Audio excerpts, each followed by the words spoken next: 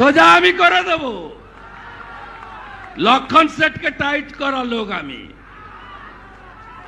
9 সালে কিচ্ছু ছিল না, আমি নিজে হেঁটেছি ঝান্ডা নিয়ে। 7টা বাস ভেঙে দিয়েছিল এই বালসি, এই মোড় থেকে রাস্তা পর্যন্ত। সিপিআইএম এর একটা অফিস এখানে ছিল, আছে কিনা জানি না, পাকা অফিস। ওই অফিসের সামনে থেকে আমাকে দা, বন্দুক সব দেখিয়েছিল। আমি বললাম মার না, মরতে তো একদিন হবে। মাথা নিচু আমরা করি নাকি? আমরা মাথা নিচু করার লোক নই। মোদিজিকে প্রধানমন্ত্রী করবেন তো? এই মুখ্যমন্ত্রী দেখুন প্রত্যেক সবাই গিয়ে বলছে মোদিজি মিথ্যা কথা বলে। আর আপনি সবচেয়ে বড় মিথ্যাবাদী।